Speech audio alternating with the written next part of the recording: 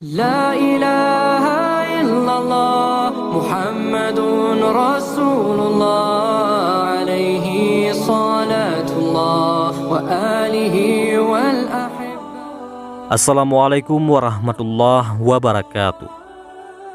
Hari Sabat atau hari Sabtu saat ini adalah hari besar para pengikut ajaran Nabi Musa alaihissalam. Pada masa Rasulullah SAW dikenal sebagai kaum Yahudi.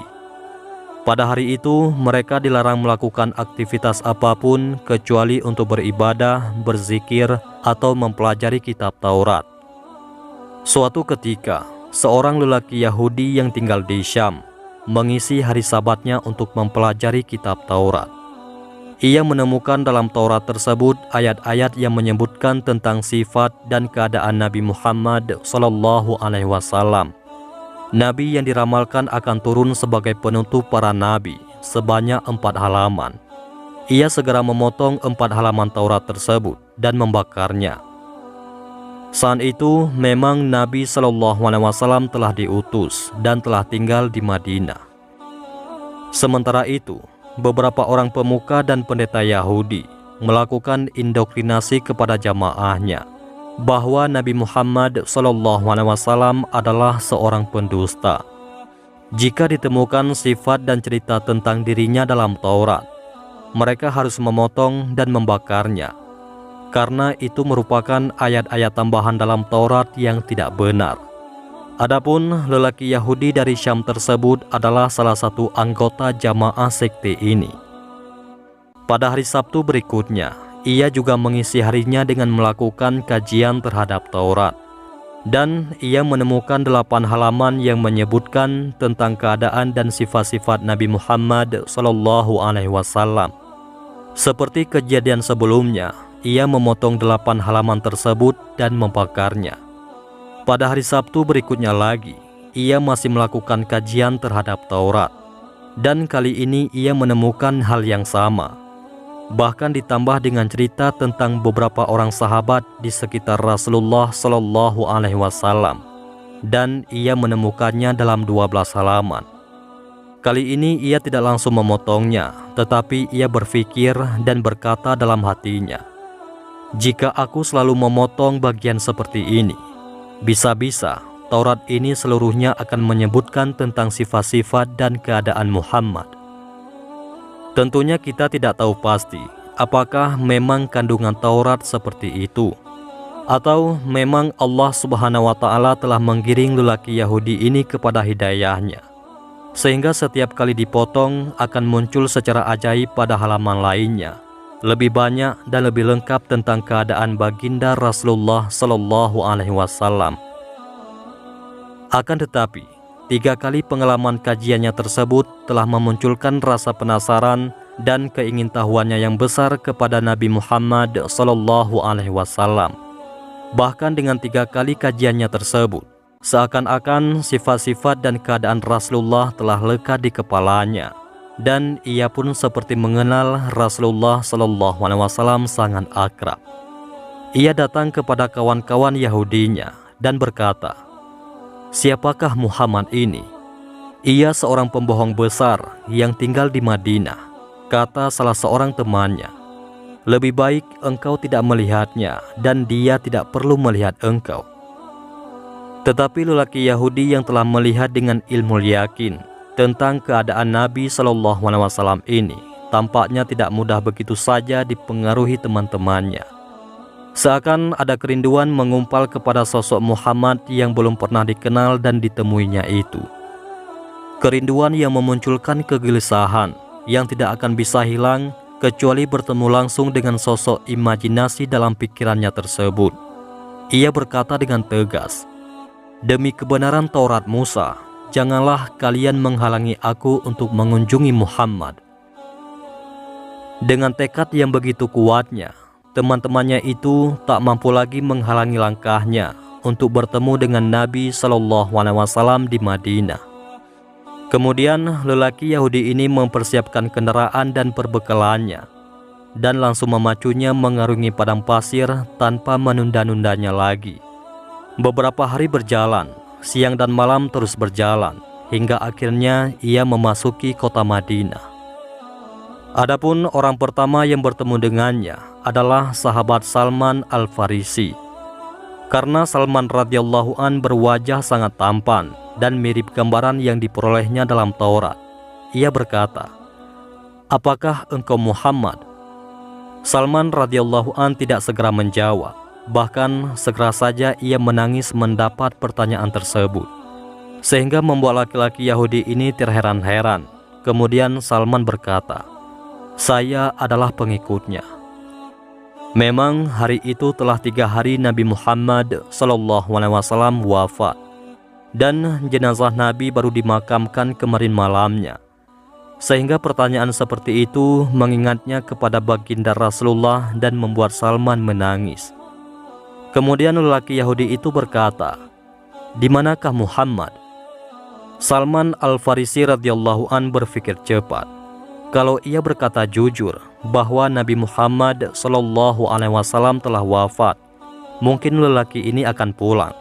Tetapi kalau ia berkata masih hidup, maka ia berbohong. Salman pun berkata, "Marilah aku antar engkau kepada sahabat-sahabat Rasulullah SAW." Kemudian Salman radhiyallahu an membawa lelaki Yahudi tersebut ke masjid. Di sana para sahabat tengah berkumpul dalam keadaan sedih.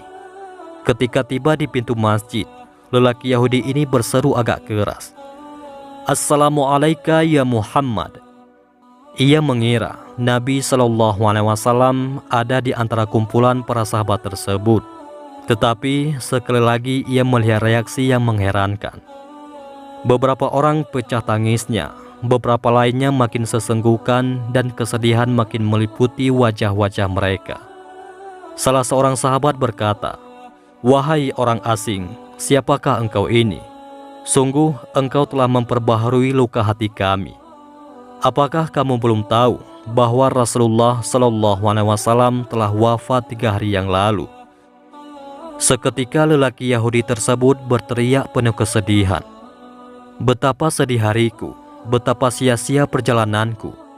Andai saja ibuku tidak pernah melahirkan aku. Andai saja aku tidak pernah membaca Taurat dan mengkajinya. Andai saja dalam membaca dan mengkaji Taurat, aku tidak pernah menemukan ayat-ayat yang menyebutkan tentang sifat-sifat dan keadaannya. Andai saja aku bertemu dengannya setelah aku menemukan ayat-ayat Taurat tersebut, tentu tidak akan sesedih ini keadaanku." Lelaki Yahudi tersebut menangis terseduh, tenggelam dalam kesedihannya sendiri.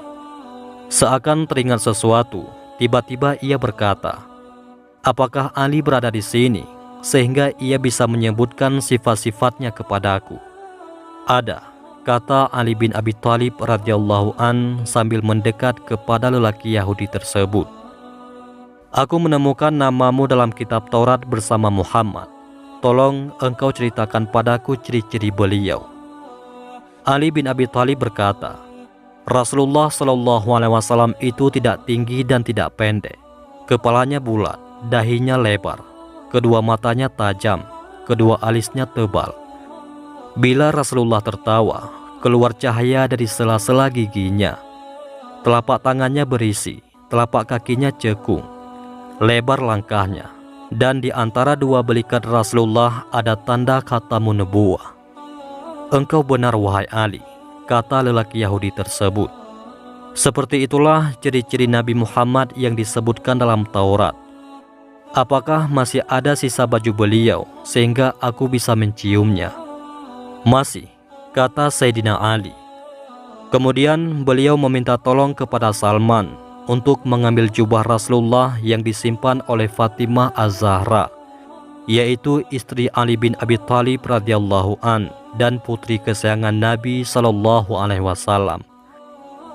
Salman radhiyallahu an segera bangkit menuju tempat kediaman Fatimah Az-Zahra. Di depan pintu rumahnya, beliau mendengar tangisan Hasan dan Husain, yakni cucu kecintaan Rasulullah SAW. Sambil mengetuk pintu, Salman berkata, "Wahai tempat kebanggaan para nabi, wahai tempat hiasan para wali, siapakah yang mengetuk pintu orang yatim?" Fatimah menyahu dari dalam, "Saya, Salman," kata Salman radhiyallahu an. Kemudian beliau menyebutkan maksud kedatangannya sesuai yang dipesankan oleh Sayyidina Ali radhiyallahu an. "Siapakah yang akan memakai jubah ayahku?" kata Fatimah sambil menangis. Salman radhiyallahu an menceritakan peristiwa berkaitan dengan lelaki Yahudi tersebut. Lalu Sayyidatina Fatimah mengeluarkan jubah Rasulullah Shallallahu Alaihi Wasallam yang terdapat 7 tambalan dengan tali serat kurma dan menyerahkannya kepada Salman yang langsung membawanya ke masjid.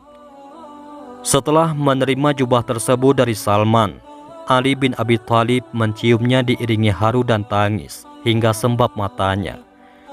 Jubah Rasulullah Shallallahu Alaihi Wasallam tersebut beredar dari satu sahabat ke sahabat lainnya yang hadir. Mereka menciumnya dan banyak yang menangis karena haru dan rindu kepada Nabi Muhammad Shallallahu Alaihi Wasallam. Dan akhirnya jatuh ke tangan lelaki Yahudi tersebut. Lelaki Yahudi ini mencium dan mendekap erat jubah Nabi Muhammad Shallallahu Alaihi Wasallam dan berkata, "Betapa harumnya jubah ini." Dengan tetap mendekap jubah tersebut, lelaki Yahudi ini mendekat ke makam Rasulullah Shallallahu Alaihi Wasallam, kemudian menengadahkan kepalanya ke langit dan berkata, "Wahai Tuhanku, saya bersaksi bahwa Engkau adalah Zat yang Esa, Tunggal, dan tempat bergantung. Dan saya bersaksi bahwa orang yang berada di kubur ini adalah Rasul-Mu dan Kekasih-Mu. Saya membenarkan segala apa yang Dia ajarkan. Wahai Allah, jika Engkau menerima keislamanku, maka cabutlah nyawaku sekarang juga." Tak lama kemudian, lelaki Yahudi tersebut terkulai jatuh dan meninggal dunia. Sayyidina Ali bin Abi Thalib dan para sahabat lainnya ikut terharu dan sedih melihat keadaan si Yahudi tersebut. Mereka segera memandikan dan mengurus jenazah lelaki Yahudi yang telah menjadi Muslim tersebut dan memakamkannya di Baqi. Lelaki Yahudi ini bukanlah termasuk sahabat Nabi. Bahkan dalam keislamannya tersebut, belum satupun sholat atau kefarduan lain yang dilakukannya. Tetapi kecintaan dan kerinduannya kepada Nabi Shallallahu Alaihi Wasallam membuatnya pantas kalau ia dimakamkan di Baqi, disandingkan dengan para sahabat Rasulullah Shallallahu Alaihi Wasallam yang lainnya. Wallahu a'lam bishawab. Demikianlah kisah seorang Yahudi yang merindukan Rasulullah Shallallahu Alaihi Wasallam. Mudah-mudahan kisah ini bermanfaat bagi kita semua. Wabillahi taufik wal hidayah. Wassalamualaikum warahmatullahi wabarakatuh.